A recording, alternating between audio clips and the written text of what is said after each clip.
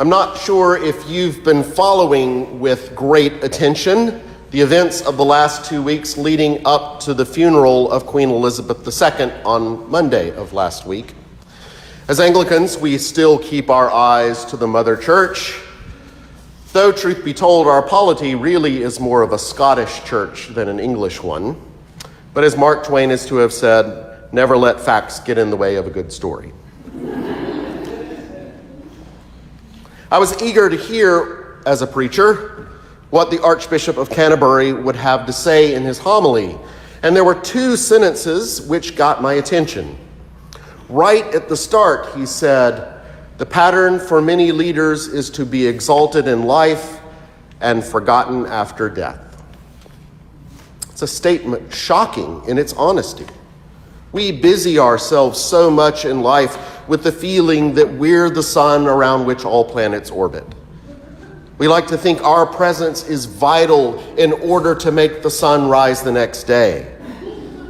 And so we often understand that our lives are a drama where we take center stage. We have all the good lines. And that's especially true for those who are leaders in the world of politics, business, and entertainment. I think the Queen checked all those boxes. But that's the thing. She didn't really live that way, or at least publicly.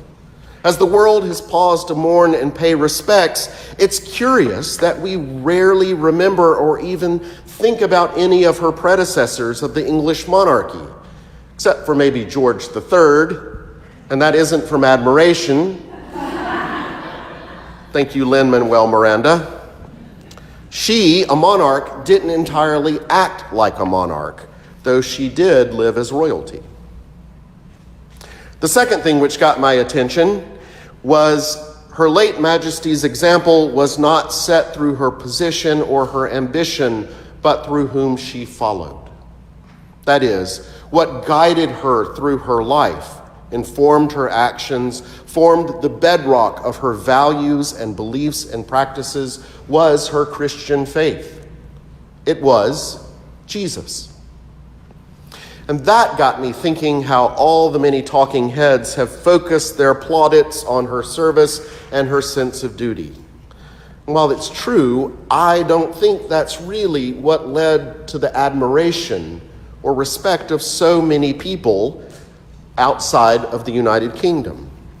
I think it's her sacrifice, not her duty, to which we're drawn. In our present world, where the idea of sacrifice is archaic as the costumes in her funeral parade, her duty really was an expression of her willingness not to be the sinner, when she obviously is the sinner. It's her understanding that being a monarch meant that she was to give herself and share her attention beyond her table. Now, I agree, it sounds a little strange to say a monarch led a life of sacrifice. But when you think about it, she didn't get to go around speaking her mind publicly. She didn't get to do what she wanted when she wanted to do it.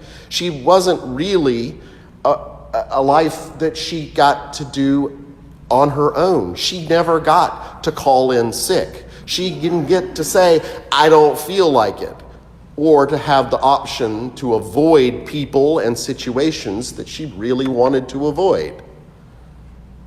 What she sacrificed was what we all enjoy: personal freedom to do and say whatever we want, when we want, with whom we wish. Her sacrifice might have been because of a role she was born into, but it became a way of life that she chose to follow. She didn't sit above her country. She was a specific participant in making her country function. It's a pity this rich man didn't get the example of Queen Elizabeth. As you heard me say last week, anytime we get a parable in Luke's gospel that begins, "There was a rich man who," we should be prepared for trouble for the rich man. But this is no specific rich man, and the absence of a name for this rich man means he could be any of us. He represents any person rich in something which distracts attention and prohibits participation. This rich man is an example of someone who is used to being exalted in life. He is a person of ambition, where his ambition is to wear the best clothes and eat the best food. He fails to extend his hand to the poor and needy. He ostentatiously displays his wealth. He's a prime example of what the late thinker Ayn Rand would hold up as the virtue of selfishness. His purple cloth, his fine linen, all are meant to display conspicuous consumption and indulgence. This rich man, Amy Jill Levine suggests, is a caricature of a person. And then there's Lazarus. He has nothing but a name. His life is suffering on a scale meant to shame us. Nothing about Lazarus suggests exaltation and ambition. Lazarus literally means God helps. And it's a name meant to name the reality that the only help Lazarus will get will come from God. Sacrifice doesn't seem to be part of this rich man's vocabulary. What makes this rich man's lack of help so galling is that he seems to know Lazarus's name, and knowing the man's name and still withholding help condemns him. As a follower of God and hearer of Torah, this rich man knows he should be helping Lazarus, but he doesn't. We also are hearing that name, Lazarus. God helps. The impact of the parable comes in the role reversal. The rich man suffers while Lazarus gets the comfort he never had in life. And you've heard the story. The rich man feels entitled, and we gleefully cheer his comeuppance, while Lazarus is upheld as the virtuous person who deserves his reward. But this parable isn't about anyone getting something they deserve. It's about what life should have been done. It's about what should have been done in life and wasn't. It's about our life. It's about our choice to be a consumer or a participant. Unable to see past his own wants, this rich man refused to recognize the need that Lazarus represents. As Amy Jill Levine puts it, this rich man had the resources. He had the opportunity. He knew the commandments.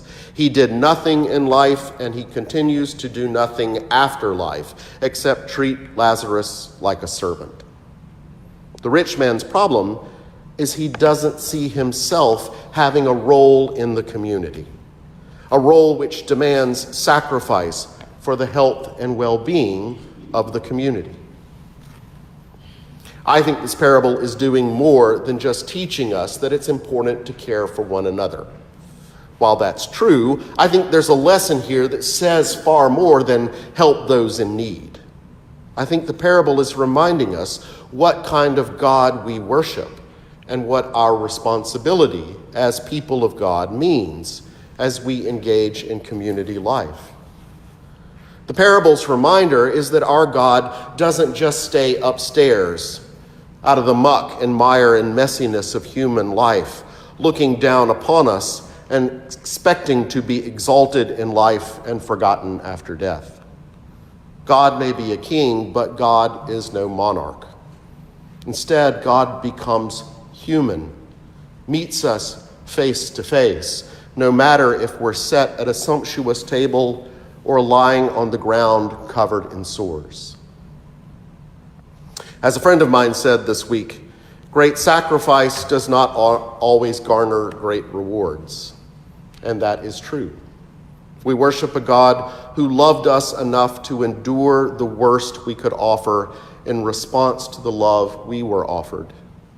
We preach Christ crucified, which is why the cross is such a central symbol for us, because there are many people who still find their lives in the shadow of the cross. There's nothing noble or virtuous in the poverty Lazarus endured. The virtue comes only from the willingness to know one another's name and not step over them to get aside. Redemption is ultimately not a private possession, but a community experience, which takes place within the framework of sacrifice, distress, chaos, not from a safe and comfortable distance. It is about engagement and finding our place to contribute, then doing the hard work of nurturing relationships, giving and receiving forgiveness, and sharing our time, our attention, and our resources. In our Being With course last week, one of the wonderings asked, "I wonder who you'd say your people are." This parable asks that same wondering and turns that wondering into a reflection on our commitment to playing an active part in a community life. Archbishop Welby made a point of referencing the Vera Lynn lyric the Queen used in her COVID lockdown address, "We'll meet again." It's all our hope, to some extent, when it comes to those we love and lose and long to be with. It's that hope that life has changed, not ended, and it endures no matter if our table is full or our stomachs are empty. In the midst of meaningless existence, I think the real reason the world seemed to stop and pay honor to Queen Elizabeth was that she showed us what a life lived with purpose looks like. And we have forgotten or are distracted by all the pretty and enchanting things we create for ourselves.